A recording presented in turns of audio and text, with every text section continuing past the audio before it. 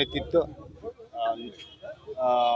মাননীয় প্রধানমন্ত্রী এবং বিশেষ করে আমাদের রাজ্যিক নেতৃত্ব দিলীপ শইকিয়া মহাশয় এবং বিশেষ করে আমাদের মুখ্যমন্ত্রীকে আমি ধন্যবাদ জ্ঞাপন করছি আমার উপর আস্থা প্রকাশ করার জন্য। সবচেয়ে বড় ব্যাপার হচ্ছে গিয়ে যে যেহেতু বিজেপি একটা রাষ্ট্রবাদী দল, রাষ্ট্রীয় হচ্ছে কি মুখ্য উদ্দেশ্য, সেখানে যে অন্য কিছু কোনো স্থান থাকে না। রাষ্ট্র নির্মাণ করা, রাষ্ট্র গঠন করা, সেটাই হচ্ছে কি মুখ্য উদ্দেশ্য। আর বর্তমান সময়ে আমাদের মুখ্যমন্ত্রীর নেতৃত্বে যেভাবে ডেভেলপমেন্টের একটা বাতাবরণ সৃষ্টি হয়েছে, আমরা দেখতে পাচ্ছি বর্তমান সময় কাঠিগোড়া বলুন বা বরাকবিলি যে কোনো অঞ্চল বলুন, যেভাবে ডেভেলপমেন্ট হচ্ছে সেটা থেকে কেউ বঞ্চিত হতে চায় না। এবং কাঠিগোড়াও সেই এক ধাপে এগিয়ে যাচ্ছে যে বিগত কয়েকদিন থেকে দেখা যাচ্ছে যে শাসক দলের সঙ্গে সম্পর্ক না থাকায় সেইভাবে ডেভেলপমেন্ট হওয়াটা সম্ভব হচ্ছে না। তাই আমি মনে করি যে প্রত্যেকটা মানুষের একটা অনুভূতি যে কিভাবে শাসক দলের সঙ্গে সম্পর্ক রাখা যায়।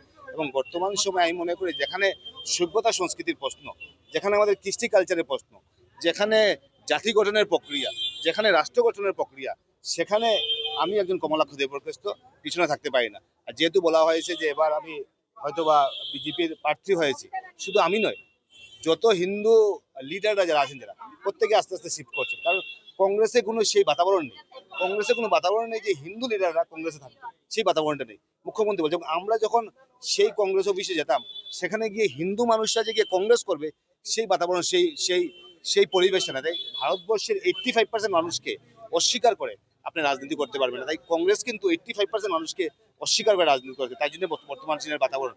একসময় হয়তো বা বিজেপির অবস্থা এটা ছিল, কিন্তু তখনই নেতৃত্বরা বলেছিলেন একসময় দেখতে পারবেন বিজেপির কোন জায়গায় গিয়ে পৌঁছবে। আজকে দেখা যাচ্ছে যে বিজেপি ভারতবর্ষ তথা বিশ্বের বুকে একটা প্রতিষ্ঠিত একটা রাজনৈতিক দল এবং সেই দলের একজন বিধায়ক হিসেবে টিকিট পাওয়ায় আমি নিজেকে গর্ববোধ করছি।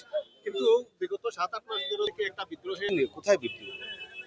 আমি তো কোথায় বিদ্রোহ দেখছি? মানে যে হারে মিষ্টি খাওয়াচ্ছে মানুষ, যেভাবে আনন্দ করছে, কোথায় বিদ্রোহ? আমি হ্যাঁ, ইলেকশনের আগে একটা প্রক্রিয়া থাকে, হয়তো বা কিছুজন থাকে একজন ক্যান্ডিডেটের ফেভারে, আরো কিছুজন থাকে অন্য ক্যান্ডিডেটের ফেভারে। কিন্তু বিজেপি এমন একটা সংগঠন, যে সংগঠনের কাছে ফুল সিম্বলটা হচ্ছে কি বড় কথা। যে আমাদের এই দেখতে পাচ্ছি ক্যাডারের মধ্যে এবং বিশেষ করে কার্যকর্তাদের মধ্যে একটা মানসিকতা যে কাকে ফুলের সিম্বলটা দেওয়া হলো। ব্যক্তি এখানে বড় নয়, ব্যক্তি পুজো করা হয় না, এখানে ফুল সিম্বলটা হচ্ছে বড় কথা। তাই আজকে প্রত্যেকটা মন্ডলে মিষ্টি খাওয়াচ্ছে, প্রত্যেক ভূত সহোদরী আসছে। তাই বিদ্রোহ বলা যায় যদি, যে বিদ্রোহ আপনি টিকিট পাওয়ার পর মানুষ হাজার হাজার মানুষ বেরিয়ে আসলো, আগুন জ্বালিয়ে হুলস্থুল করে সেখানে একটা একটা বাতাবরণ সৃষ্টি করলো, সেটা আপনার এগেইনস্টে মুর্দাবাদ ধরে নিল। কোনো মুর্দাবাদ নাই কোনো জায়গায়, কোনো ব্যাপার নাই। ইভেন মন্ডল সভাপতিরা, ভূত সভাপতিরা ডেকে মিষ্টি খাওয়াচ্ছে, আনন্দ করছে, ফুর্তি করছে। আমি মনে করি সবাইকে বলেছি যে এখন আনন্দ ফুর্তি দরকার নেই। আমরা সেদিনই আনন্দ করব যেদিন আমাদের সমজেলা রূপান্তরিত হবে। আমরা সেদিনই আনন্দ করবো যখন আমাদের অডিটোরিয়াম হবে, সেদিনই আনন্দ করবো যখন আমাদের রাস্তাঘাট হবে।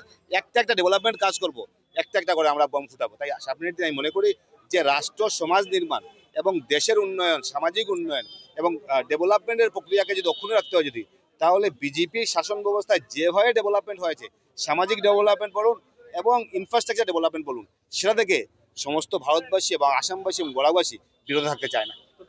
আমি এখনো টিকিট দিতে পারিনি, এখনো কংগ্রেস টিকিট দিতে পারিনি, তাকে টিকিট দেবে। তাই প্রতিপক্ষ আমি কাকে বলবো? আগে টিকিট দেবে, তারপর। নাই, দল নেই এখনো, কোনো দল টিকিট দিতে পারেনি। আমি একমাত্র এখন ফিল্ডে আছি। আপুনি বিচৰা বাতৰি পাব কেৱল নিউজ 18 এপত। নিউজ 18 এপ ডাউনলোড কৰিবলৈ স্কেন কৰক এই QR কোড। গুগল প্লে ষ্টৰতো পাব এই নিউজ 18 এপ।